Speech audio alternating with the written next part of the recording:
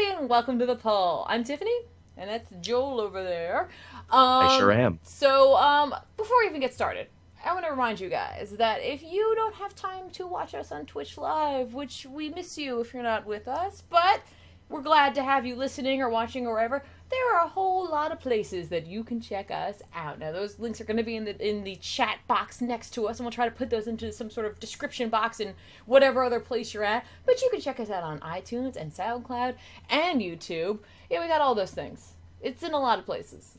Some of them have video, and some of them don't. So, I think one of our mods is going to be putting those in, guys. So, yeah. Yeah, be sure to bookmark those links. Be sure to download the show and carry it around with you wherever you go. Exactly. Share it with friends. Next family dinner, you're getting bored, just crank that really loud so they can hear Joel and Tiff. Yeah, you guys can have dinner with us. It'll be awesome. Yeah, so don't forget that it is elsewhere. So if you're not with us live, we miss you, but don't forget that if you want to be with us live, it's Thursdays around 6 p.m. Eastern time over on Eligible Monster on Twitch. And that's, again, if you want to do live, hang out, chat with the community, those guys are super cool too. But yeah, so this week, kind of late for books, but that doesn't mean we don't have stuff to talk about. Again, we can give extra attention to the stuff we do have on the show. That's right, and maybe a little bit of rambling, but I'm gonna try to keep it down. Of course, I am joined by Joel from Cape to Joel, so don't forget to check out his channel too when we're all done with this. I just joined the 13K subscriber club today, so thank you, everyone. Congratulations, sir. That's nice milestone. 13 is either a super lucky or unlucky number, depending on how you want to look at it. Depending on how you feel. You know, either way, yay! So that's awesome. I love the number 13. It's a real rebel number. It's an outsider number. Exactly. Yeah. What do you do with that one? And of course, I'm from Comic Pop, so, again, we'll talk about all that stuff at the end, but let's get into the books for this week. Let's start with something that, Joel, you have been we've been very lucky to have you covering this for us. Because I know personally I'm not keeping up with it, so it's kind of nice to see how this is turning out. And again, I feel like for me this might be one of those trade reads later on, but you're reading it issue to issue, and you seem to be enjoying it, and that would be Deathstroke, number 19, The Lazarus Contract, Part 3. That is always a mouthful. It really, really is. It's probably one of the longest, rambliest titles we've had for a bit. You'll remember last week, Tiff, I complained about the Teen Titans tie-in because I said, wow, this is more setup. This feels like they just could have started it here if they wanted. Yes. Yep. Well, let me break this to you. Part 3 also is a ton of setup that feels like it could have been part 1 of it. No! But guess what? Here's the crazy part. This is the penultimate issue. No! It was only 4 parts. Now, here's the thing, though. The 4th part will be Titans Annual, which means it'll be like an 80-page giant. It will be longer. But it's just kind of hilarious that they're, giving us all this setup. And really, it's here in this Deathstroke book, it hits me. This story, The Lazarus Contract, has been way more about Deathstroke than it has been about the Teen Titans. It's been about, what's really affecting him, about his family, why he wants to change his history and everything. And this issue deals with him kind of getting used to and toying around with his new Speed Force powers because he, of course, stole the Speed Force from Wally 2. And it's great. We were all making fun of Wally 2 for being an idiot and being too trusting. Yeah. Last week, Damien verbally slaps him across the face for the whole issue, being like, you know what, get out of here, get out of my face, Wally, and don't help any supervillains on your way out. And he's like, fine, then I'll go. And then he realizes his powers don't work anymore because Deathstroke is still siphoning them through his icon suit. Gotcha. So he tries to run away, and he literally ends up falling on his face. That's like me as a superhero. That just encapsulates if I were maybe not the trusting part, but that part where I'd be like, yeah, now I'm just gonna be super cool. Nope. They are Charlie Browning Wally 2 super hard, and obviously because we've seen the future Deathstroke solicitations, Wally 2 is going to leave the Teen Titans, and he's going to be joining up with Deathstroke's team, which, man, I hope they have a good justification for that. Yeah, my friends were mean to me, and you were nice to me, Slay. Can I join your team? Oh, my God. Yeah. It gets even weirder, too, because, he has a little fight with redheaded Wally, OG Wally, and he's like, look, you might be fast, but I'm fast, and I'm deadlier than you. so you're not going to win this. And Wally's like, I agree. So he leaves and tries to get Jericho's help. Jericho, of course, used to be a Teen Titan, but he's not anymore in DC Rebirth. Right. But this is the first time him and Wally are meeting, and Wally talks to him like he's always known him. It's very strange. It's a bit of weird discontinuity. Right. Because I assumed Wally was going to do what he always does, and that is, I'm going to touch you, and in doing so, I'll unlock your 10 years of missing memory, and everything will line up.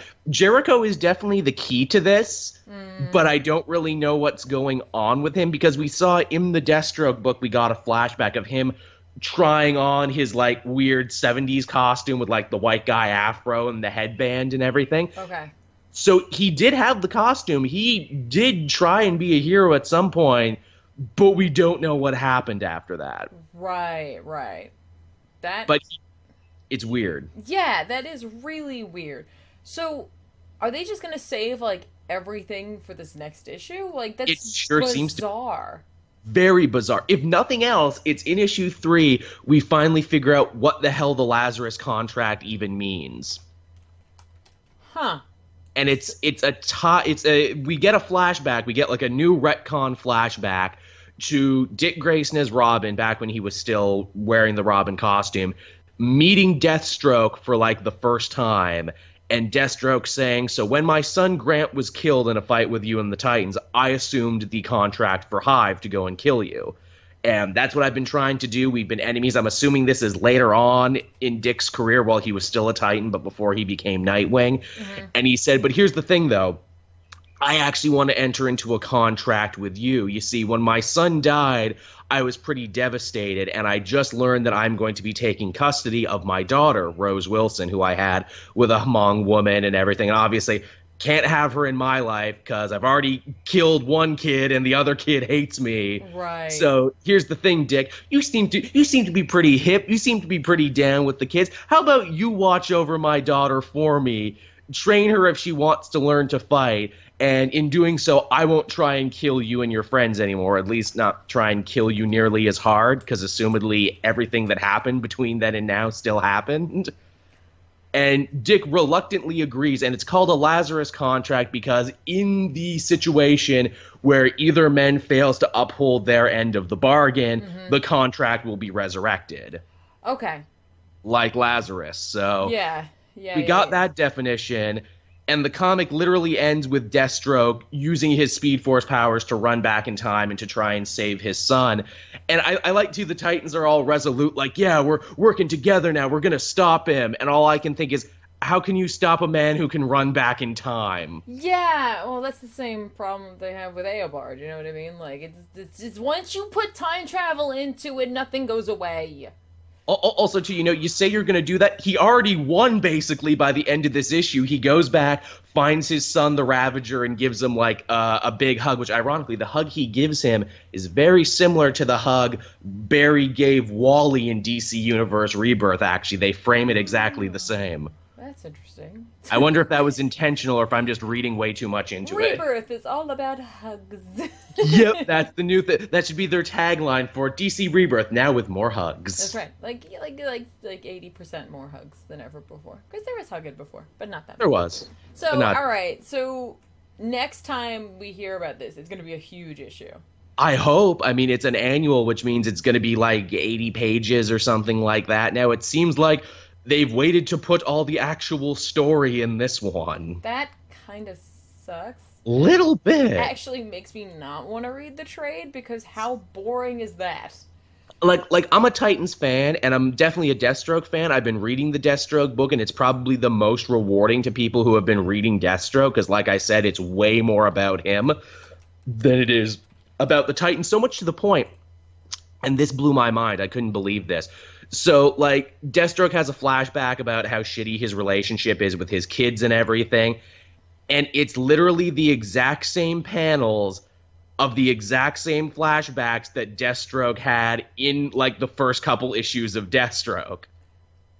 Huh. So they recycled a couple pages in here and then added some new ones. And I'm like, did you think you could just put this in and I wouldn't notice? They're like, well, we were hoping. Does that artist still get paid if you use those pages? Right? Well, they're like, well, it works for animation. Can't it just work for us? Yeah, can't we just put some old things in here and hope nobody notices? And they're like, no, you can't. That was like at the beginning of DC Rebirth. Man, that was like a year ago. No one's going to notice.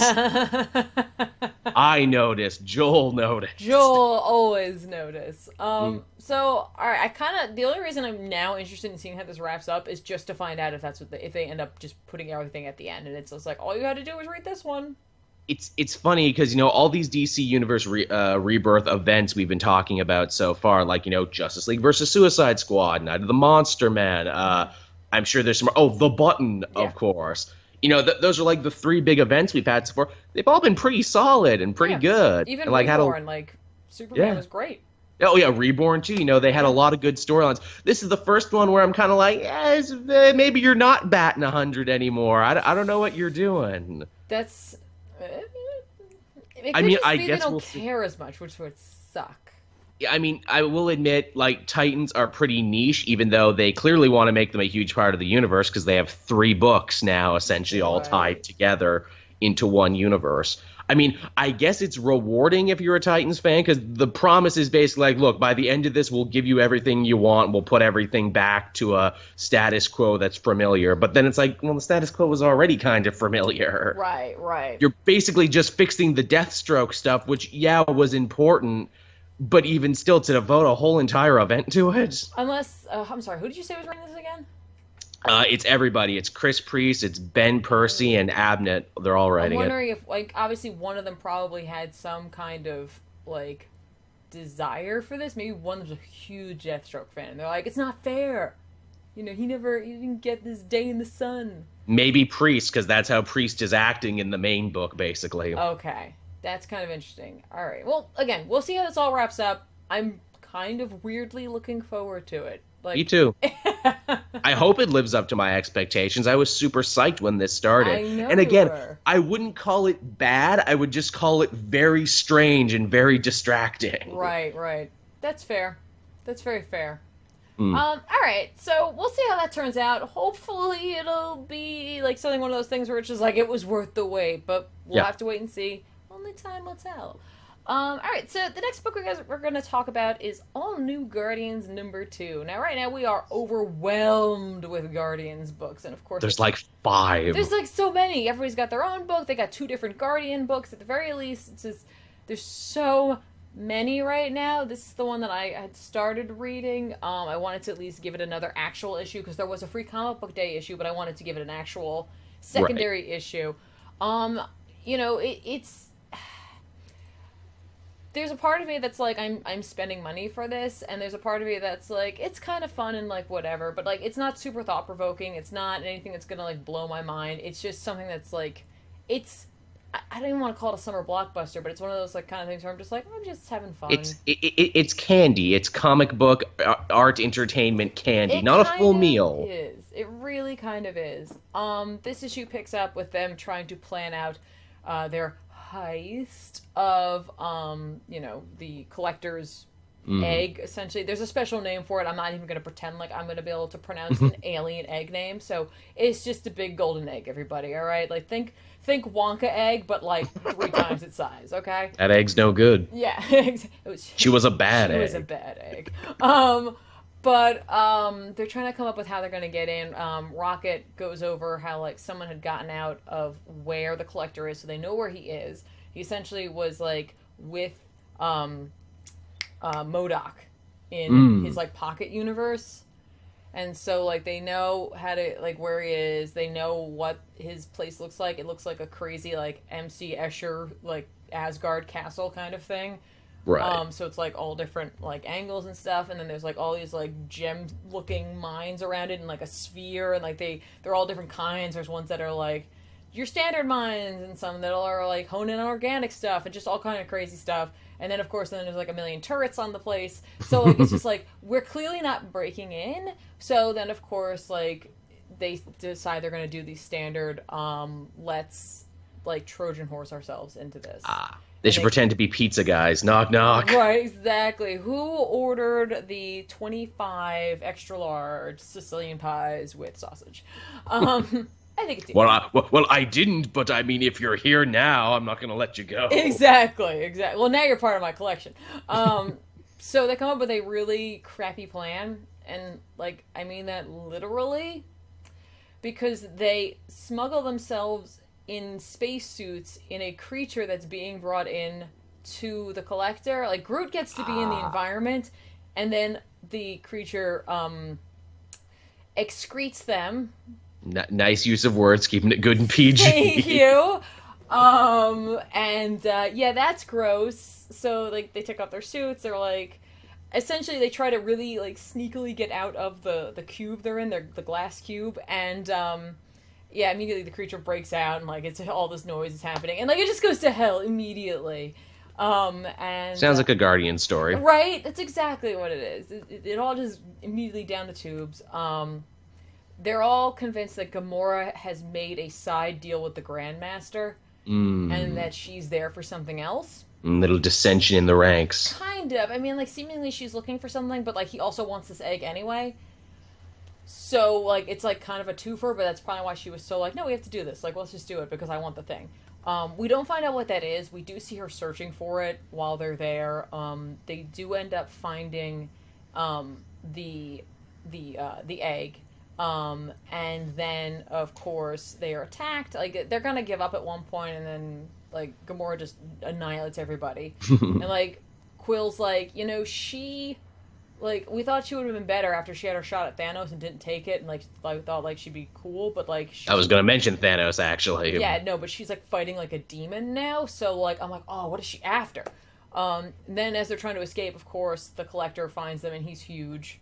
And he looks just like he does in the movie, but he's, like, gigantic. Yep. And he immediately... Funny how that happens in Marvel books. Hey, I look like my movie actor now. Exactly. All of a sudden, I look totally different, like you've never seen me before. Isn't that awesome? And he immediately recognizes, like, he's like, I could have just killed you, but I kind of wanted to know what you were looking for. And he's like, oh, it's this egg. He's like, obviously my brother wanted that. You know what I mean? Like, he puts it all together, and we leave it off where we're like, are they going to be smushed? Are they not? You know, check out next issue for the exciting next part to this terrible heist that's gone totally wrong. In this, Drax kind of kills somebody. Because remember, he's all peaceful now. Right. He doesn't kill anybody. And, like, he's found Zen. Exactly. And, like, he's, like, dealing with this person who, like, Drax is like, I don't care. We're all gonna break up after this anyway. And, like, the guy's like, I'm gonna kill you, essentially. And he shoots him. And in doing so, there's, like, recoil. And he falls off the stairs. And Drax is like, that was not my fault. He's, like, yelling after the guy as he's falling to his death. He's like, that's not my fault. I didn't do that. I like this. Drax is a bad pacifist. People die around him anyway. He's terrible. And then, of course, we go to what they say elsewhere in the galaxy, where we see that, remember the field of Groots that they were growing? The reason why, seemingly the reason why Groot remains a baby and doesn't grow is because something else is using his powers? His mojo, force, whatever you want to call it. But now they're all baby Groots, and they're all different shapes and sizes, and they all look different. They don't look like him. They're all different kinds. And the, like, hooded figure has, like, a wheelbarrow of food, and he, like, dumps it out, and he's like, there's food here for all of you, but there isn't enough for everyone. So you're gonna have to prove yourselves. Oh, so shit. He's essentially, like, you know how... Baby, like, Groot Fight Club? Yeah, well, you know when you're growing a garden, like, you have all these little seedlings, and not all of them can make it. You have to, like, weed out the weakest ones. And so that's what he's doing. Man, gardening is rough. No, it's pretty and sweet and awesome. It's all flowers and haha. It's certainly not about survival of the fittest. You know, prove yourselves to me, tomato plants. So that's how we leave it. And we definitely see some, like, crazy baby Groot on baby Groot violence going on. So I'm like, where is this going? And in theory, if you kill the babies, where does that then go? Like, do the ones that are there, are they the only ones that grow, or are baby Groot also grow then? Yeah, that's quite the question, isn't it? I guess Jerry Duggan will need to explain that. I know. So, like I said, like, this book's kind of silly right now, and seemingly it's just kind of we're having a good time, and it doesn't seem to be very much in the way of, like, long-term ramifications from it. But, like, it's kind of a nice break from some of the more serious things that we're reading right now. So, definitely. I don't know. Like, I'll probably keep reading at least through this. I kind of want to see what's going on with the Groot thing more than anything else. Yeah, they're definitely building up to something kind of serious there. It's like, hey, you see how powerful one Groot is? Imagine an army of Groots. Right, but seemingly they can't get any bigger than that. Eh. So, like, how does that work? So, Well, maybe they're more dangerous then, because then he can, like, put him in a slingshot and, like, slingshot one at you. Exactly. Like throwing a go-ball. For those who watch Comic Pop Christmas specials. Nice. I got it. And that's all that matters, as long as somebody got it. So yeah, I'll probably keep reading that at least through this. I guess I'm going to be also waiting for Drax's Old Man Logan moment. Because it's like, he has to have that eventually. Where he's just like, I can't take it anymore, I have to kill. I gotta kill. I can't help it. I don't got pop my claws. I was just like, oh, hey, I kept my 2 daggers under here anyway. Exactly. So, yeah, I don't want to know where he's hiding those, but still. All right, so let's go on to something a little more serious, in a sense. Detective Comics number 957. Yes. This was a book. Yeah, this was a palate cleansing issue after the whole big, League of Shadows, Lady Shiva storyline. This one turned the spotlight and the focus squarely on Stephanie Brown, spoiler, who has been missing ever since the death/kidnapping/ whatever you want to call it of Tim Drake. And she left the Bat family on pretty poor terms. She, blames Batman for what happened to Tim. Blames Batman for the first victims, and basically not doing a good job. And she's made it her goal now to continue to be a vigilante, but to go about it differently. In fact, in the previous issue, we had heard that she started her own WikiLeaks style website for the superhero community called thespoiler.com, where she has Wikipedia pages on all the Gotham vigilantes. Right. It's always a good idea is to put your branding on something so everyone can totally figure out that it's you. Yet hilariously, the whole point of this issue is that she doesn't want to be a public superhero. Right? She wants to work from the shadows. Yep. She actually wants the police to get the credit because she says that, Batman always coming out looking like a big hero, getting these cheers and everything. It starts like this vicious cycle that just never ends. Yep, exactly. So much to the point that the villain of this piece, who is Wrath, you may remember him as being one of the many dark, cracked, mirrored versions of Batman. He has a very similar costume and similar getup and everything. Yeah. His deal is he wants to basically have a villain coming out party. It's I want to announce myself to Gotham, and I'm going to do it the way that every villain does. Yeah, I'm going to take over the airwaves. It's like he's having a villain quinceañera. Oh man, the catering on that would be great. I know. That's what we should get into. If we ever live in Gotham, that's what we're going to do. That's our business right there. Villainous quinceañeras. Yeah. Also, hey, maybe you noticed this because you're a gamer, Tip. His henchman called the Scorns, a reference to Wrath and Scorn, who was his little Robin buddy. Didn't they look exactly like the Hunters from Destiny, right down to the capes and everything? Yeah, no, they really did. They really did, which is kind of funny because it's either super lazy or it's just an homage. Could be. I don't know. You never know with that kind of stuff. Maybe Tynan and his writing team really loved Destiny, or maybe Wrath, instead of getting good henchmen, he just went to a cosplay convention and stole 3 or 4 hunters. Yeah, seemingly from how he describes how he's just you guys are all still connected to me, so I could just fry you. I could totally see that. He's just you, and you. You're with me now. Which I think is supposed to be their way of referencing how Batman deals with his sidekicks and his family, the dark inverse of that, where I'm literally forcing you and I'll literally kill you if you don't do what I tell you to. Right. Yeah. But yeah, I thought it was funny him taking over the news, because how many times in how many superhero stories has the villain managed to take over the news and broadcast his manifesto? And you're is it that easy to hack into the Gotham news circuit? Is it that easy? Right, it must be impossible to get newscasters in Gotham. Oh, yeah. Just there's nothing about that job makes it worth it. At least here they showed the work that went into it. It's yes, I started a fire on a news truck to distract the police, then I stormed the station, then I held them all hostage to make them do what I wanted. Yes. And oh my god, does this guy monologue? Oh yeah. he barely talks. He's all monologuing, and he gets mad when people cut off his monologue. It's true. He's the freaking villain from The Incredibles. He's Jason Lee from The Incredibles. You caught me monologuing. Yep, that's exactly it. Except he seems to be really excited about it. Mm-hmm.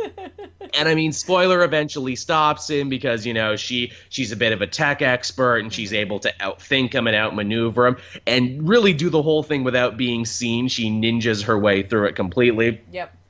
Bullock was in this issue.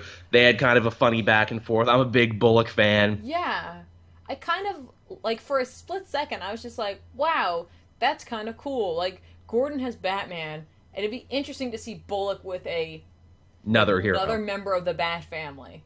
They kind of did that when Dick was Batman. Okay. He hung out with Bullock, and the joke was Bullock liked him more because they had more in common and could actually talk about things. Like, he was more personable. It's like, oh, I like you much better than the other guy. Yeah. It's like, he's like, I just, like, the guy is way too serious. I don't understand what Gordon's doing, but they get along. But yeah. But he gives her a hard time in this. Like, a really hard time. Well, she ruined his donuts, of course. Yeah. In a horrific way. Like, what the hell? Yeah, it's like, it would be one thing to be like, ooh, I sprinkled laxatives on your donut, Bullock. Yeah. No, I put a bunch of cockroaches in your donuts. Yeah, it's like, gross. Too far. Too far. There was a nice way to do that. Yeah. You know what's interesting I thought about this book was that we see something not exactly the same, but similar to what's going on in Superman right now. In which there is, like, in Superman, of course, it's a villain who doesn't think that Superman's doing it the right way. And in this happens to be Spoiler who thinks Batman's not doing it the right way. Yeah. And I was like, that's kind of neat. I mean, like... Good connection. They'll have no crossover, of course, but it's... every once in a while, it's not bad to have characters question or examine what it is that the people that are so high up are doing. So... I appreciate that they didn't do exactly the same thing and make it a villain. But, like, no, it's just someone on the inside who either is just wrong or, maybe Batman should re-examine some of this. Possibly. and also, too, we got the stinger for the end of this issue, because, again, this was mainly just a one-and-done placeholders type issue. Fun if ultimately forgettable. The ending, though, is interesting. Because we get Anarchy showing up, being like, hey, Spoiler, I'm a big fan of your work. But the thing is, and we were talking about this before we started, we're not sure which version of Anarchy this is. There was a Detective Comics version of Anarchy, like back in the New 52, who was an adult. But there's the classic Anarchy that I actually think this is, where he's younger, where he's like a kid. And here I think they've aged him up to be a teen, and he's like, a super genius. But like a total firebrand and a total like jerkwad. It's actually kind of fitting because, I always kind of imagined Anarchy as more of like a dark Tim Drake, as like a boy genius who went too far. So It's kind of fitting because Steph was into Tim. If, this guy is like trying to catch her on the rebound, basically. Yeah, exactly. That way they can have sexual tension. It'll be all weird. And you only meet the worst guys on the rebound. Yeah. Guys with gold mask and Anarchy tattoos. Right, and look, let's not judge him by his mask. Maybe he's a changed man. We don't know. Could be. I think it is the Kid Anarchy, too, because Tynion definitely seems to love that era in Batman, because he already brought back the General. He did a bunch of stuff with Tim Drake, and now this guy. Mm-hmm. I think that's the era he's trying to harken back to. Probably the era when he was reading comics. Right, exactly. I could definitely see that. It'll be interesting, too, with whatever King ends up doing with Batman in the coming, especially with, like, what just happened in the Button, with him potentially questioning being Batman. Like, will we see any fallout from that if he decides not to be, depending on which way it goes in Detective, or is Detective just going to keep going on as though nothing's happening? Yeah, that will be interesting. And apparently, too, like, the word on the comic streets is that the next issue of Batman is going to be huge. And yeah, you're right. I would like to see how that would affect the Detective comic books. Could we see perhaps Batman step aside and Batwoman come in to lead the team fully, completely? Kind of cool. It is kind of interesting. Look, I know she took care of the bat signal.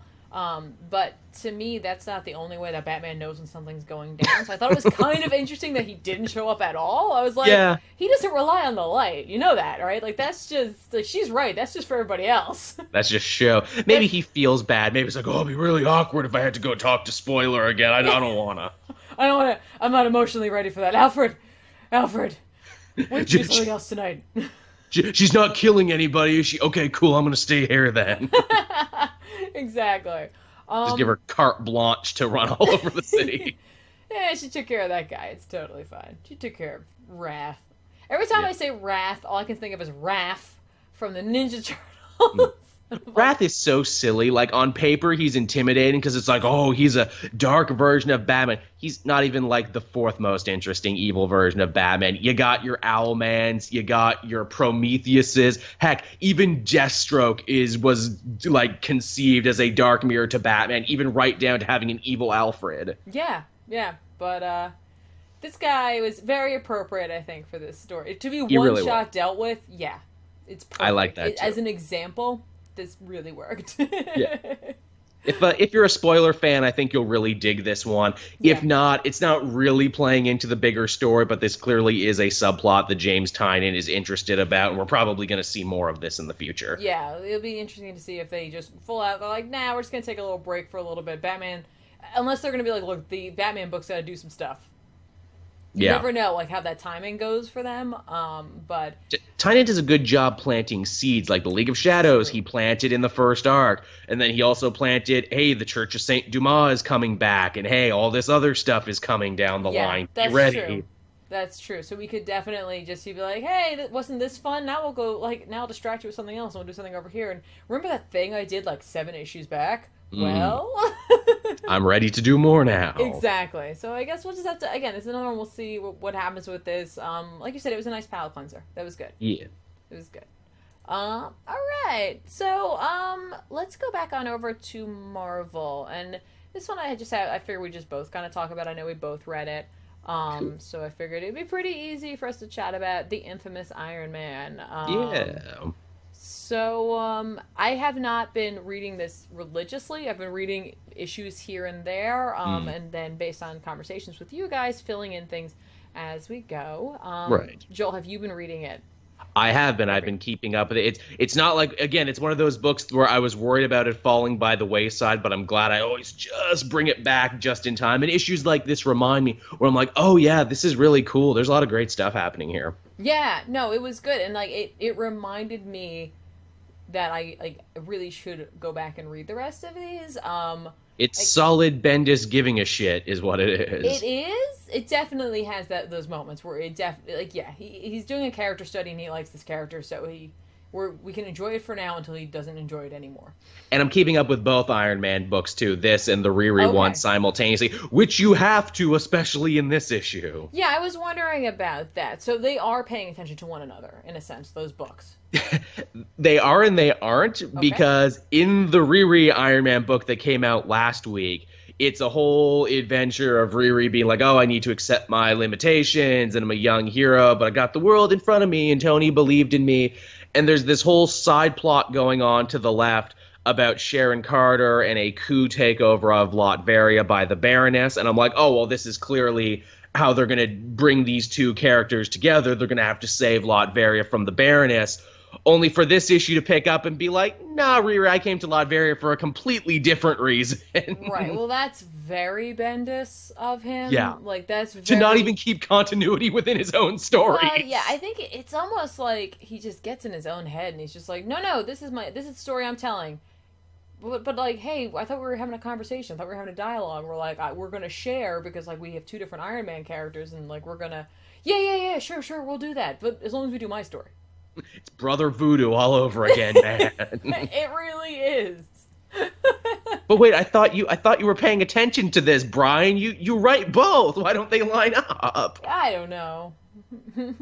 Because I wanted to tell a cool story about this. Yeah, that's exactly it. Like, and to his credit, it was a cool story. Yeah, and that's the problem, is that, like, I feel like he recognizes when he's rewarded for doing this sometimes, because, like, he'll tell a great story, and then, like, he gets the accolades from it, and he's like, no, see, it all worked out, but it doesn't always work out, and he misses that part of the lesson. He knows his audience too well sometimes. Like, look, they won't care how I got here. They'll just give me a pat on the head because I'm giving them this. Yeah, exactly. All right, but this book, it's mostly both a verbal battle, and that's really it. It's a verbal, like... Yep.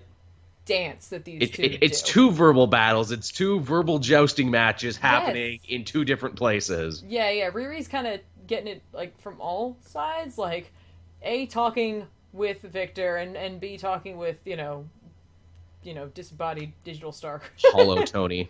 Yeah, whatever you want to call him. And just what a terrible idea he thinks this is. Oh yeah. Riri's like, I can take him. I can take Dr. Doom. And Hollow Tony's like, no, you cannot. He is a 7th level intellect, and he has magic powers, and he has all this other stuff. Yeah, like, Riri, did you even read the wiki on him? Like, that's really all you had to do. I've been busy. You're literally in a computer. You're in one. But the best part is that Doom, because this is Doom's book, Doom doesn't want to fight. And in fact, he spends the whole issue trying to get out of fighting. He's like, hi, I'm Dr. Doom. Nice to meet you. Exactly. Well, you might even say that Doom does as he pleases. In this issue, he really did. And Riri's like, well, how about you take that mask off? Yeah, all right. Yeah. I was not expecting to get that far. Yeah, good call for her, because it's like, this could be a Doom bot. Could be anybody. Yeah, and then even say, are you the real Dr. Jim? I'm pretty sure if you check the ashes of my workshop, my 45 doctorates are here somewhere. Yeah, exactly. It's just like, the ego. The ego is never ending with that man. Mm-hmm. Most definitely. Yeah, And then at the other end of the issue, we have... Oh, well, I was going to say, before we even get to that, we have a bizarre conversation going on between two other characters in Manhattan. Yes, that was the one I was talking about. Okay, yeah, go for it. Because literally I was reading this and I'm like, first of all, crazy panel layout for this. Oh yeah, it's like, really insane. Insane. And like, I gotta tell you, the Thing had every right to have the reaction he has. He did. And it's I don't know. Who do you think it is? Well, I already know who it is, and Marvel is making sure we know who it is. Ben Grimm is talking it out with who he believes to be Reed back. Yeah.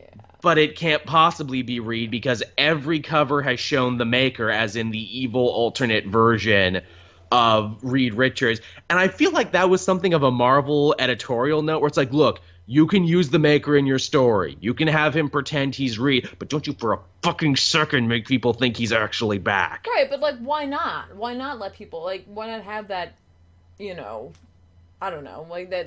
Because they're weird about the Fantastic Four. That's why. Because like I would have liked the mystery if they didn't have the Maker slapped all over the covers. Because then I'd be like Ben in the story, and be like, well, I don't. Maybe it is. I don't know. Yeah, and like he does a great job of making Ben think. Like like the whole story. Like the story was great. I love that. Like as the way that he's like, no, see, I know this about us. I remember this very distinctly, and it's a very personal moment between us and. He's so calm and collected about it and, like, very rational, where he's just like, you're probably not going to believe me. Like, I get that. And, like, Ben has, like, a completely irrational response, but it works perfectly for him, I think, as a character. Yeah, because this isn't the first time he's dealt with a bunch of evil alternate versions of Reed. This ain't his first rodeo. Yeah. He's been down this road before. Yeah, exactly. And it's just, like... And I love that, like, it's where were you and like checking to make sure that Susan's okay. Like I love that about Bendis' thing. Like that's what he cares about. He's just like, I'm pretty sure you're not who you say you are, but if there's a chance, I still want to know if she's okay. Not even where's the kids, just where's Susan. Yeah, exactly. And screw the kids. One of them's like all powerful, and the other one's super smart. They're fine. Yeah, one of them's basically a god. It's all good. And what is it? Clearly the Maker, it's quite interesting what he asked Ben to do. He says, look, I know this isn't going to make you believe I am who I say I am even more, but I need you to kill Dr. Doom, which is hilarious because Ultimate Thing totally did kill Ultimate Dr. Doom. Right? Until he ended up not being dead anymore, and it's the end of Ultimate Spider-Man. Talk to Bendis about it. Yeah. So it's like, I'm wondering, like, I sort of hope that Bendis takes this where, because, like, there's clearly a part of, like, the Thing that would like to do that. Like, that Ben would be like, yeah, I'd love to just lay out Doom. Like, I don't care. I'd love to crush his head in the helmet. Yeah, he's like, I don't care if he's, like, turned over a new leaf and, like, he's, doing, like hero stuff now. Like, no, like... Can't be trusted. It's all a scam. Exactly. But I sort of want Bendis to force him to have to work with Doom to be like, at the end of the day, Reed would never ask me to do that. Oh man, imagine if they both teamed up to fight the Maker. How amazing would that be? Right? Like, I would love for Bendis to do that. For, like, the Thing to show up to Doom and be like, I came here because I was told to come and... I was asked to come and kill you by a guy who would never ask me that. And because of that, you and I have to work together to take him down. That would be so like, cool. Right? I don't know. I'm all about that. I think now I hope it goes that way or I'll be disappointed. I want the Thing to be that, like, here's the thing, like, I know, out of them, like, he's never the genius, you know what I mean, but, like, he seemingly knows people. Yeah, he's a people person. So, like, I feel like he should be able to see through that 100%. So, and that would make, that would vindicate Doom's turn to the good side even more, where it's like, I won over Ben Grimm. He thinks I'm a good guy now, and if he thinks I'm a good guy, I must be doing all right. Well, how about this? Ben might even just be, like, as simple as, like, I don't like you, and we're gonna settle this one day, but there's something I think that I perceive as worse. I don't like this guy even more. Exactly, and so you and I are gonna fix this. Yeah, he's basically wearing my friend's face, but I know he's not him. Yeah, but that's a really creepy way to say that. Yeah, well, which is even creepier because the Maker usually has that weird helmet thing on his face because he's all scarred. So clearly he got like some surgery to make himself not look all messed up. Right? I don't know. Maybe he got some Dr. Doom surgery going on. He's hanging out with Doom's mom, so that might just be a spell. Right? Oh, a glamour charm. Oh, see, that is so messed up. If he's still like, oh, yeah. Yeah, he's hanging out with his mom, and then they gotta go, and she's like, but Doom, like, honey, I love this guy, and Doom's like, he's gotta send her. Mom. He'll kill her. She'll go right back to hell. It'll be amazing. Yeah. Oh, wouldn't that be Doom forced to kill his mother after his whole motivation about resurrect and saving her from hell? He's forced to do it because she's in the thrall of the Maker. Yeah, exactly. And then he's just that's some Shakespearean. He would just be back to a villain at that point. Yeah. That's what breaks him. That's what puts him back. I would not blame him for that. Actually, that gets even better than to have the Maker and evil Reed Richards be the villain of Doctor Doom, because his face is normal now. Maker's face is messed up. It would be like, hey, let's you and me match now. Yeah, exactly. Yeah. None of this is gonna happen. We just put together a fun story that we're never going to see. It's an excellent piece of fan fiction we just wrote. We sure did. That was fun. But a couple other things happen in this, of course. Doom reveals that he has had essentially visions, like a religious awakening. See, I assumed when I read that the first time, I'm like, oh, he's just talking about Sacred Empire. He met the Beyonders. He became God. That's what he's talking about. Nope. Yeah. Nope, not at all. He's legitimately having some kind of crazy vision that he initially said was during a fight that was brought on by stress, and even though he recognizes that it probably has something to do with that, like, he thinks there's something more to it, so he asks Riri to attack him, which she does, which is hilarious because I liked Holotony, so I'm gonna go with that. Is like, he's like, no, let's just do this. That'll be fine. This will be fun. Just try it out. Come on. The man gave you a free shot, Riri. Never turned down a free shot. I should know. I'm a recovering alcoholic. Exactly. That's exactly it. So she does. It takes a couple, and then he goes right into this vision, and we see the vision, and it's of this like crazy technological future. What does it mean? It's like he's in a machine. Yeah. Like, literally, if this wasn't Marvel, I'd be like, oh, it has to do with Dr. Manhattan, but because it's Marvel. It's the same blue light, isn't it? I know. And, like, clockworky kind of things and all sorts of stuff going on, so I'm like, that's weird. But, there's someone there with him, talking to him, and we're all like, who's that? Because it literally looks like Superman from above. Yes, he's got, like, the big red billowy cape. I thought it was Sentry for a second, or, like, Hyperion or something. Yeah. But no, it's not. And the last page reveal, I don't know, Joel. I'm dying to hear. I read this page. I'm like, I need to tell Tiffany right now about this. I was like, I'm going to say, I was going to react to it in the chat, and I was like, no, I'm going to save it.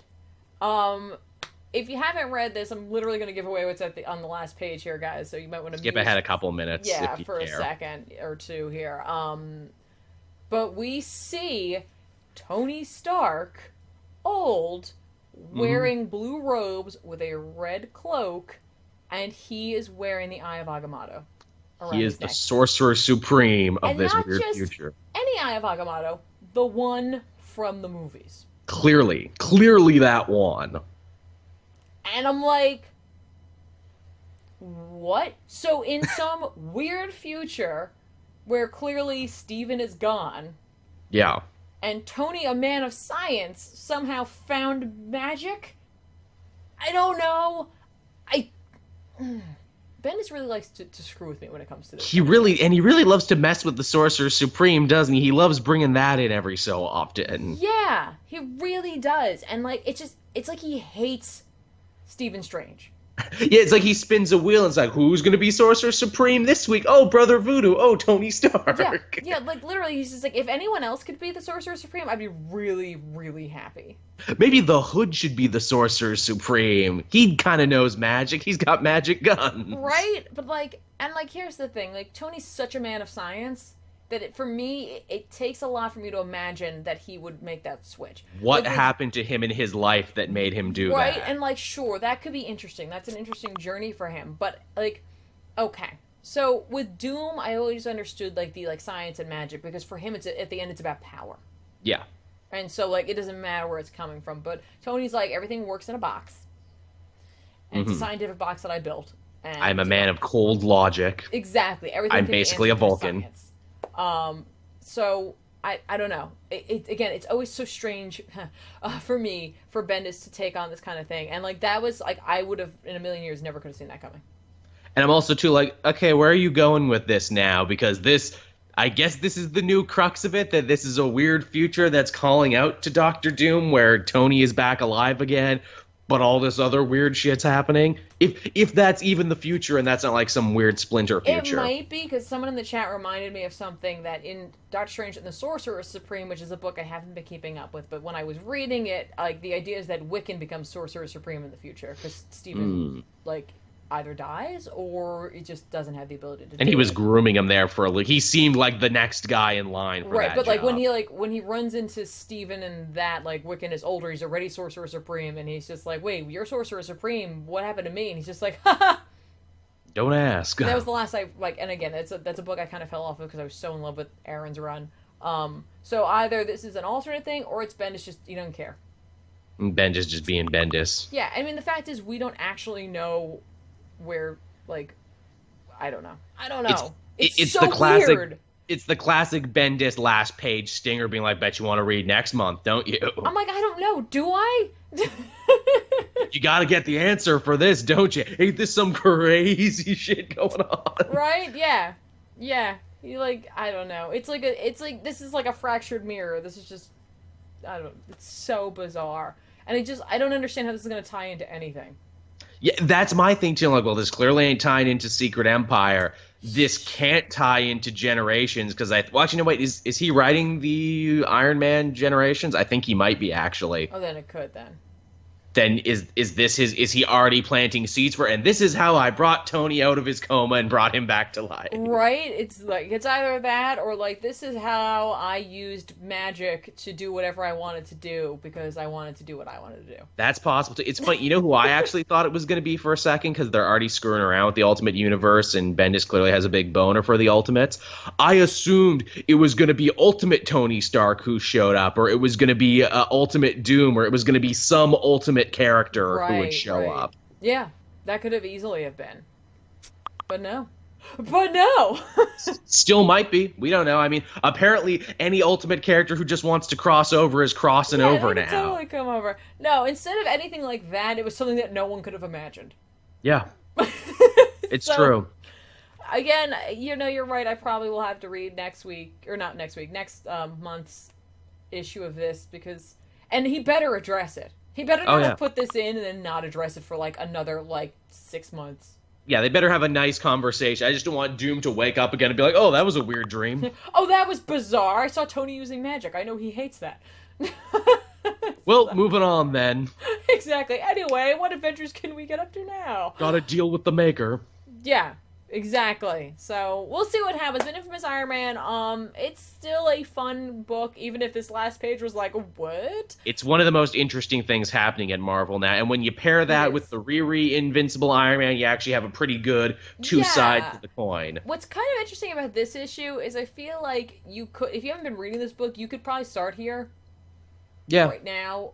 It gets you up to speed on most of what's happening. A little bit. Like, there's enough conversation going on that you can get a feel for what's going on in the book, and it's not referencing too much that came before. No. So, like, this is an interesting place where you could jump on, which is, again, very bizarre, because it seems like it's, like, you would never think that. So.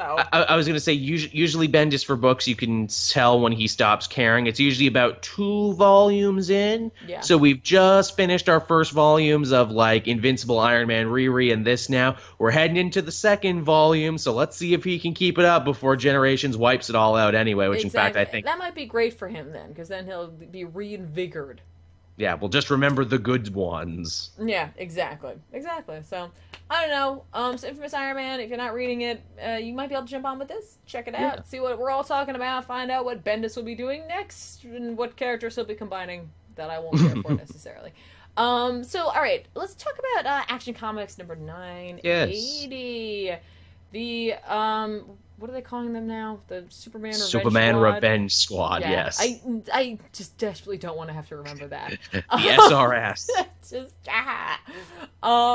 They do need a piffy acronym, don't they? That's a mouthful to say every time. Even just the Revenge Squad is too much. The SRQ, or no, the SRS? Yeah, the SIRS. Yeah. SARS. SIRS? Yeah, I don't know. Sounds like Medea Heller or SIRS. Well, they're all together finally, and the plan is revealed that, you know, they're all, and I love that Cyborg Superman gives a reason for everything. He's just like, and you know, and you, Tin Man, you're, you know, like, you wanted a heart. And you, Mongol, you wanted a war world, and I'll get you that, too. Exactly. Just call me Santa Cyborg Superman. I'm just making it rain up in here. Exactly. He's very... Listen, Cyborg Superman is a very giving man. Very charitable. Thing. But he gives a reason why everybody's there, pretty much, and, like, that overall, like, if they're gonna take down Superman, they're gonna need Zod. Because who doesn't need Zod, apparently? And I gotta tell you, I know Sal already made this call, when we did, we talked about this book, but, yeah, or I think he recommended it because of he was talking about the cover and how it's just Zod's butt. Yeah, just it really is. Shot. When I make my thumbnails for my videos, I'm like, how am I supposed to build a thumbnail around this? Oh, really? Come on, it writes itself. Sal called it Kryptonian man-ass, and I was like, yeah, I gotta see that. And I saw it, I was like, this did not disappoint. Zod has been working out, and he wants everyone to see he's been working out. Exactly. Look, because he's been in prison, so he's had nothing else to do. I know. Look, you're not born with that. You gotta work for it. You might as well show it off. Is good Kryptonian genes. Exactly. Yeah. So, so everybody needs a little piece of Zod there. We got the Suicide Squad who wants to get some, at least one of those cheeks, and then you got the SRS who also wants Zod because they're like, we're gonna need him. Popular guy, and somewhere Nightwing's like, damn it, he's stealing my thunder. Yeah, no, I'm the butt guy. It's me, not him. It's me. It's Nightwing who's gonna solve this problem. There. But you know, they need Zod apparently to get into the fortress essentially. So which I was because like, apparently everything they want is in there, and that's how they'll defeat Superman. Right, exactly. So that's... Which is like, hey, Eradicator, you're from Krypton. Can't you just get in there? Don't you have an app for that? No, I guess I assume that Superman was just like, hey, security system, never this guy. That's fair. You see this idiot in the Bret Hart shades? Never let him in. Not him. I don't care if it's someone who looks like him. No. No Eradicators allowed. Yeah, no Eradicator. That means also, like, Johnny Cage can't get in. It's too close.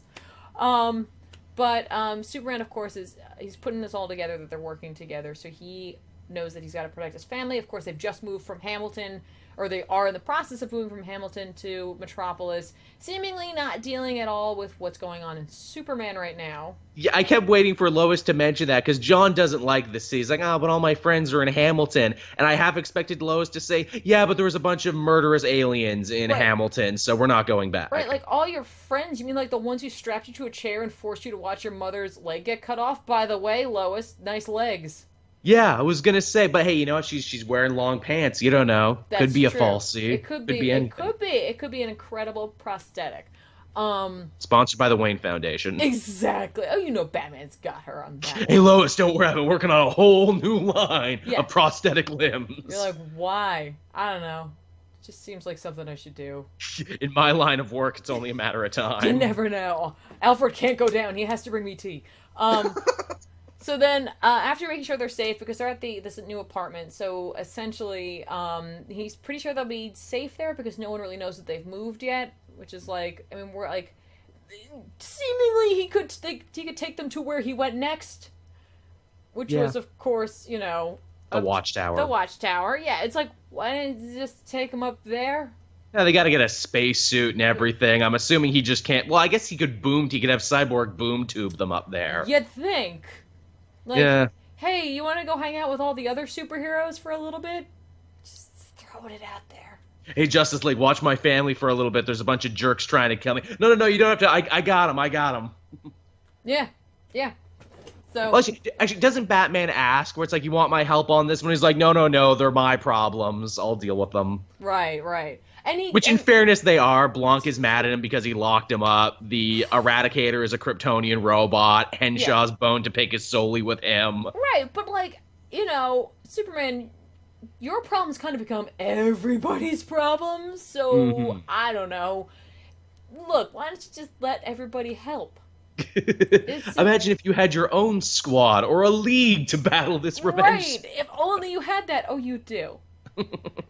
Oh, but they're busy though. Exactly. It's movie night. I can't Batman's here. He's like his own league. Come on. He has his own JLA he could call. Exactly. They kind of suck, but.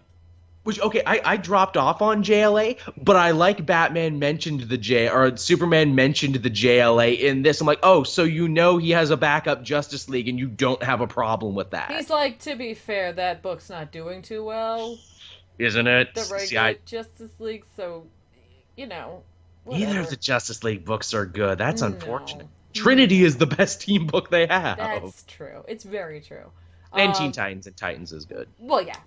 Well, unless they're doing the Lazarus contract, which... And then it's mostly a Deathstroke book, but now we're kicking old horses. Exactly. But they figure out that they're gonna track down Eradicator's signature, which they do, which of course takes them to Belle Reve, where they see a huge black dome, and they figure they're off to there. So Superman's like, I'm off, and Batman's like, I could help, and Superman's like, nah, it's my stuff. I have not been reading Suicide Squad, but the way they claim it here, Waller, who was using the Black Vault to keep Zod in there, I guess that's grown out of control now and enveloped the whole entire prison. Seemingly. I love the fact that it's a huge dome. That's kind of cool. It's kind of like, why don't we just leave that? That seems to be working out. Just leave everyone inside. Yeah, exactly. I know Caitlin was telling us before that there was a story where they had a problem with the Black Vault and everyone ended up going crazy, except for Harley Quinn, who went sane because she was already crazy, because that's how the Black Vault works. Yeah, I guess. Yeah. Haha. I don't read Suicide Squad either. That's another, like, downer of a team book. I don't read that anymore. Yeah. But we see Cyborg Superman and Eradicator going through this. And, like, Cyborg Superman needs Eradicator because he can't go crazy, essentially. He's a robot. Yeah, so he's the one who's like, he's like the beacon. You can get him through. And, of course, Cyborg Superman starts, like, getting disoriented and, like, seeing all sorts of crazy stuff going on. And love that bit. They retcon his origin and say, yep, it's exactly the same as you remember from Reign of the Superman, right down to being a Reed Richards stand-in. I was going to say, with him and his Fantastic Four ripoffs, he blames Superman for everything, which seemingly is not necessarily true. But of course, that's what all great villains see, is that it was someone else's fault. It couldn't possibly be theirs. They can't see beyond beyond themselves. Yeah, it's never their fault. Certainly not putting your consciousness into a robot is not. That's totally Superman's fault. Oh yeah. You did that. Yeah. But Superman charges headlong into the bubble. And immediately starts, like, going a little... Tripping. Immediately. He's under He's tripping the balls under the dome. Oh, yeah, but it's, like, real bad. It's, like, a bad trip. Bad trip, man. It's the kind of trip you don't want to take. You shouldn't have eaten that many brownies, Superman. Yeah, Superman had, like 100 too many, because it's got to take a lot, right? Like, it's... Kryptonian DNA, yeah. It's, like, an obscene amount you'd have to take. But he sees zombified Ma and Pa Kent, who blame him for their deaths. Which is fascinating. Can we unpack this for a minute? So Superman became Superman again after Reborn, and everything went back to normal, and all the villains went back to themselves and everything. But his parents stayed dead, though. Yeah. What killed his parents now in this whole Reborn thing? Was it old age? Was it a car crash? I hope they answer, because I'm, no pun intended, dying to know what killed Ma and Pa Kent this time. Right? No, we can't take much that is said here as anything, because of the fact that it's, like, in his head. So, you know, they seemingly blame him, saying that he saved everybody else but them, which makes it seem like it wasn't natural causes. Yeah. Was it another hurricane? It was a tornado. He jumped into it. But, you know, it's interesting because, you know, we may not find out. Like, we may honestly never find out. They may, like, this is just something that's happening to him right now. Because then at the end, of course, spoilers, everybody, he ends up back in his head, and he sees people who aren't dead as dead. Jimmy and Lois and everyone, and John even. Like, it's bizarre, which is, like, seemingly less about memories and more about his fears. He's got, like, repressed guilt and stuff going on. Right, or, like, it's... He fears that one day he will be the cause of their deaths, inevitably. Right, which I like that, because I was going to say, like, more convoluted version of this is it's the culmination of memories from, like, different times. Right. I don't know. That doesn't really, like... That doesn't really work. But speaking of the parents, because we were on that topic before we move on there, why can't Ma and Pa Kent be alive again? Everyone else came back. Why can't Superman have parents who are alive? I like the idea of young Jonathan Superboy having grandparents. Because Superman can only take care of two people at one time. I guess so. Also, speaking of his grandparents, what about Grandpa General Lane? What he's doing right about now? I can imagine Lois is like, no, my dad can't come anywhere near her child. Because that's a story right there. Imagine, like, General Sam Lane fighting, I had a grandkid and you didn't tell me this whole time? Oh, and my grandkid's half alien, too? I was imagining that he does know, but he doesn't usually, like, he's not really interactive as a grandfather. So, like, one day they want to go on vacation, they're like, all right, John, you're going to stay with your grandfather, and he's just like, what do you do? What do I do with you? What? That's an annual right there. I imagine he's the sort of grandparents like, oh, look, and General Sam Lane grandpa sent me a birthday card. Oh, for $5 whole. Thanks, Granddad. Military stipends taking care of you, I see. Yeah, exactly. So anyway, Cyborg Superman ends up pulling Superman out of the bubble to fight him, which I'm just like, that's literally the worst idea ever. He was totally stuck in there, and you're just like, haha, and even Eradicator's like, what are you doing? This isn't the time or the place. Like, we had hoisted by his own villainous hubris. Exactly. And, like, so they fight for a little bit. Things are not going well. Cyber Superman and Superman are being affected by the bubbles, essentially, like, mojo, whatever you want to call it. Yeah. The bad vibes. He's feeling the bad vibes. That's exactly what it is. And Eradicator gets Cyborg Superman out of there. And essentially, like, Cyborg Superman's like, no, I can fight. Like, I can take him. I can take him. Bring me back. Eradicator's like, you've had one too many, Henshaw. Okay, it's time to go home. All right. We have a mission. I'll hold your hair back. And we just see Superman surrounded by like zombies of those who have passed and those who haven't, and it's just bizarre. And presumably, I'm hoping Batman shows up. I don't think he will. More than likely, like they'll have John show up and help him, but. It'd be fun to have Batman show up. You need someone to pull him out. It's like, but Batman, weren't you scared by all the things? No, I see it every time when I close my eyes. Exactly. I'm already insane, Clark. That's exactly it. That's funny, too, because, and I didn't mention when we were talking about Guardians, one of the Collector's defenses are essentially two Dementors from Harry Potter, shit. Who, like, will make you see your greatest fears. Oh, no. And, like, really mess you up. And so, like, they get caught, and, like, everybody sees their fears, and, like, they are all, like joined at that moment, and they see each other's, except for Drax. Who's just like, oh, yeah, you're going to get in my head, you like what you see? And, like, it's this amazing shot of these two scary, like, hooded things who are just like, I should not have looked in there. Looked into the abyss, and the abyss looked back. Yeah, it's real bad in there.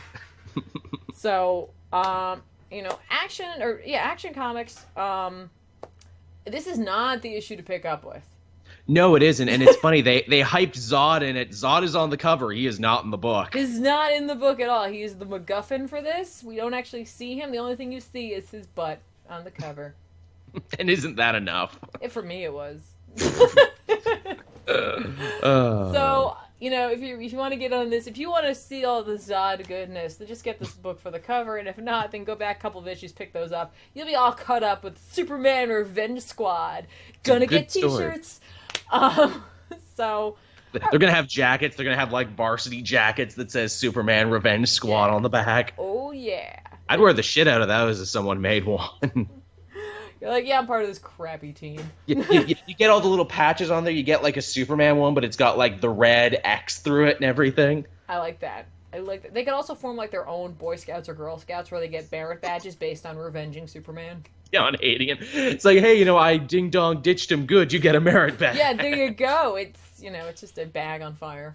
Yeah. He asked for paper. I gave him plastic. Good job, Billy. Nice. Awesome. Yeah, Burned him good.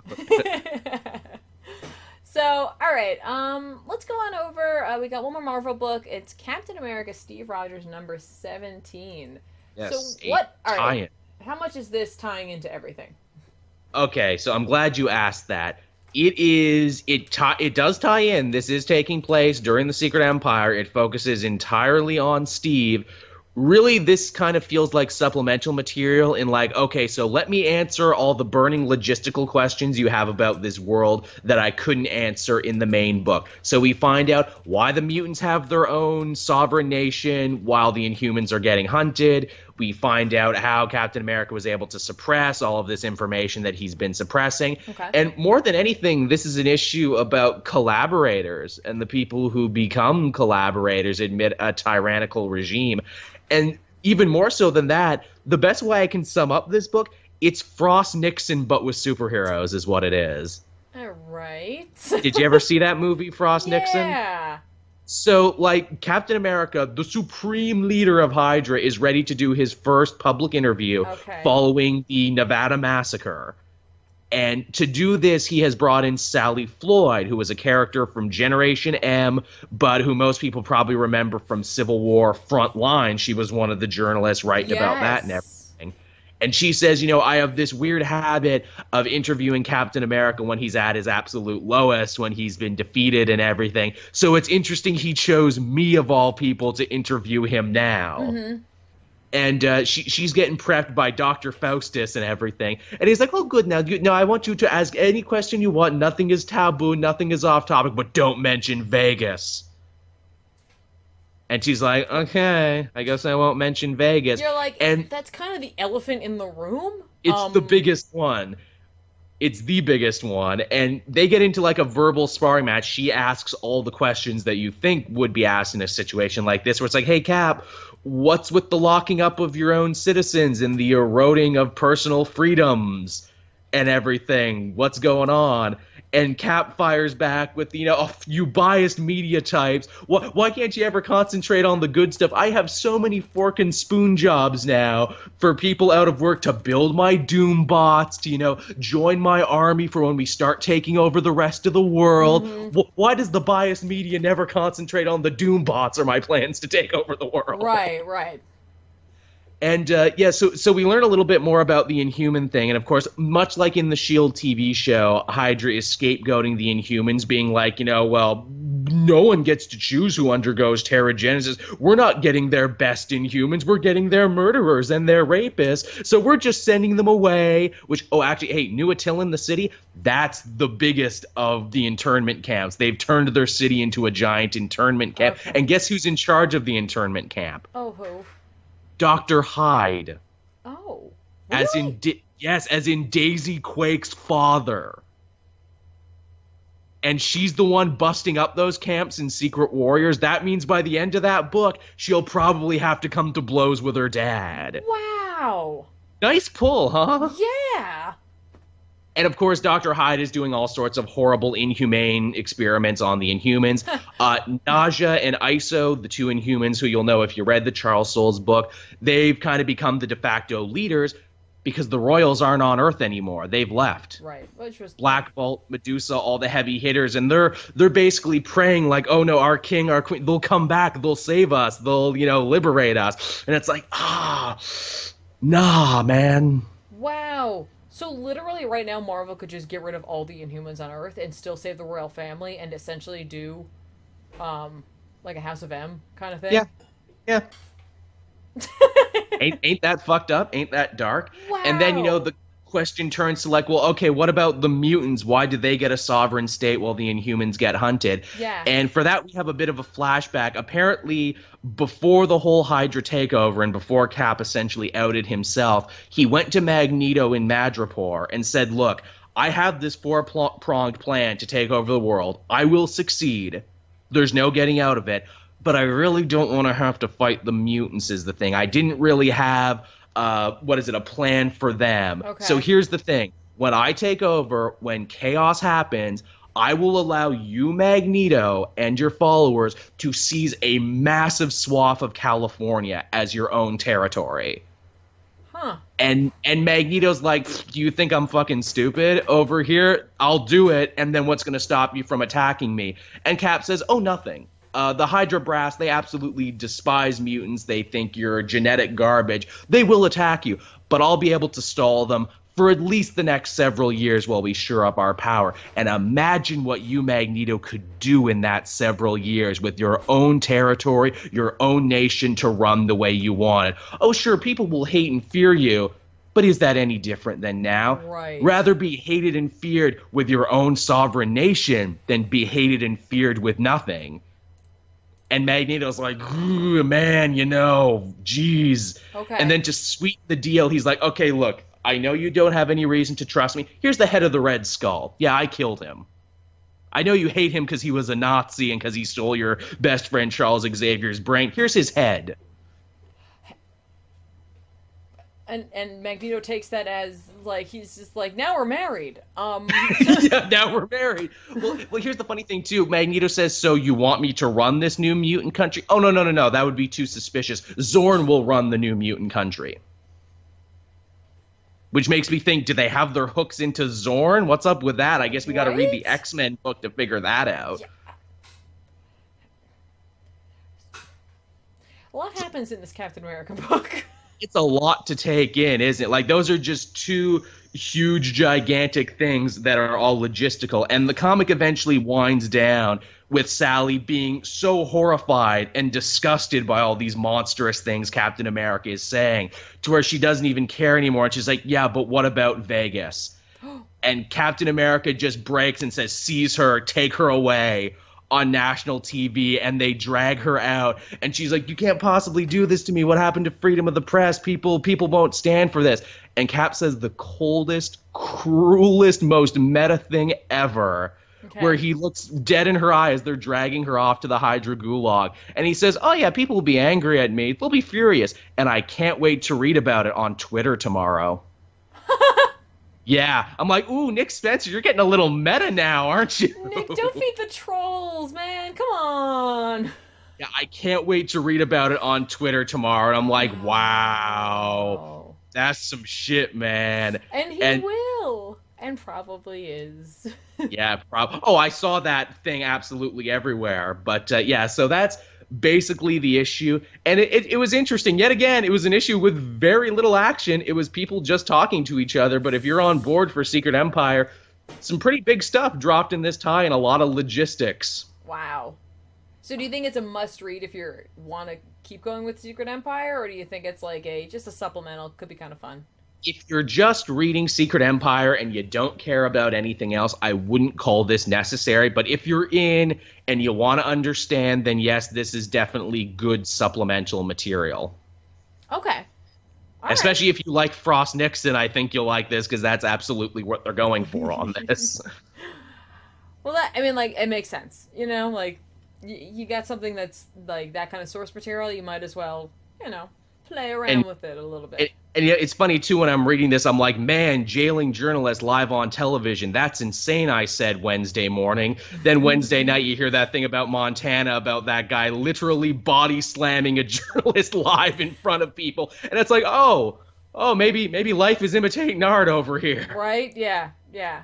All right, guys. So that was Captain America. Part of this whole Secret Wars or Secret Wars. Oh my God, Secret Empire thing. They got I some make the same secrets over mistake. at Marvel. They really do. Secrets. We haven't called it a secret invasion yet, so we're good. Right, exactly. So, honestly, guys, like, here's the thing. If you were just reading Captain America and you're like, I'm not reading Secret Empire, apparently you are anyway. Yeah. I'm sorry, it's happening. So, there you go. That's where it's at. I'm glad Joel told me about it, because I gotta tell you, I've not been following Captain America. Like, I've always been the person who's like, I appreciate his character, I like him part of a team, but, like, I've never been, like, gung-ho of just his book. Now is the time. And all it took was making him a Hydra sleeper agent to make it one of the most fascinating things to read. Right? That's like the in vogue thing now, apparently. Making good guys bad, making bad guys good. Sell some books. Yeah. So the last it's like what they did with Axis, but it's stuck. Yeah, or Sixus, as I like to call it, because I hated that logo so much. Hated it. That's just me. So the last book, of course, is always an indie book. This time, instead of an Image, guys, I decided to go with Boom, because I feel like I always do Image. So I checked out Victor Lavalle's, or Valleys, I don't know. When there's an E on the end of something like that, I never know. Do I say the E? Do I not say the E? I don't know. Destroyer, which every time I say that, I always want to say Destroyer, who's just a Godzilla monster. Destroyer! Yeah, Destroyer, exactly. Also my favorite Kiss album, and a great episode of Justice League. Yeah, yeah. I love him. I actually have a little Destroyer on the back of my monitor. This is written, of course, by Victor Lavalle, or Valle, with art by Deathstroke Smith.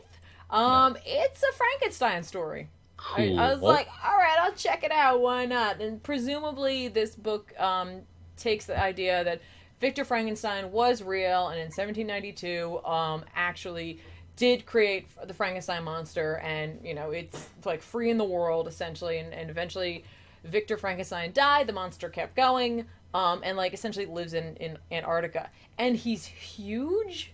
Like he's big, like far larger than a normal human. Like Hulk huge, or like Kaiju not huge? Not like Attack on Titan huge, but like Hulk huge. Like he's a mountain of a man. Yeah, like we see him like at the beginning, like sitting on a glacier kind of thing. Oh. Like, and then like he jumps in the water to like swim with whales, which are they're big, but they're like he could probably pick one up potentially. They're right? the cats of the sea whales. Exactly. No, they're pretty big, and it all starts off with a whaling ship that shows up, shoots both the whales. He follows freaks them out. Yeah, he shows up on the ship. He kills everybody. Damn. He's not. He's like, you killed my whale friends. Then I should Whale kill Wars you. got intense this season. Yeah, exactly. Yeah. Surprise.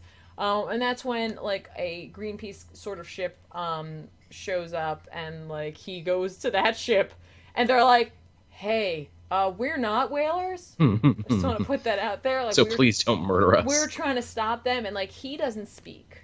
I should also say that like he's very gaunt. When you think of Frankenstein, you think of this hulking, very square. He's very gaunt, like almost skeletal in the face, in a way, which I was like, that's kind of cool. He's been around for a long time. He just looks like, I don't know, like crazy C. Alan Moore in a way, but really thin.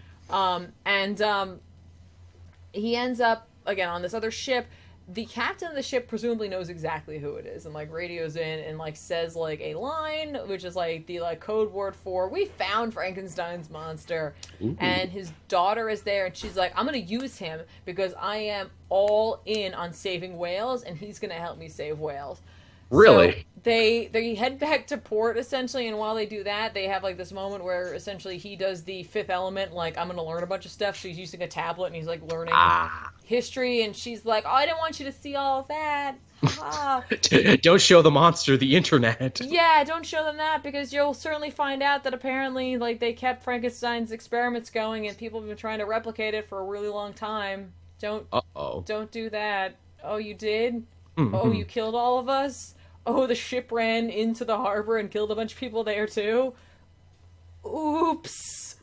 This Frankenstein's monster has a bit of a problem, I'm noticing. It kills a lot of people. It's got a bit of a hair-trigger temper, this guy. Exactly. So, we meet this woman who wants to call in what she calls the alchemists. They're just scientists, but she decides to have a fancy name for them. So, Agents Byron and Shelley. I get it. go gets it. go to track down a bunch of the scientists. One of which doesn't want to come at all. She's having none of it, and she instead gets in her self-driving car, goes to sleep, has a dream where she dreams of her son and how presumably he's died, and like clearly we're getting that like her last name is Frankenstein, and she is attempting to recreate the experiment and presumably bring the kid back, and she needs the monster to do that. Dark. So, like, it is going to be apparently a horror book. Nothing has happened where it's like, oh god, how crazy. Not like when I was reading Regression, I was like, that's gross. This is just kind of, we'll see where this goes.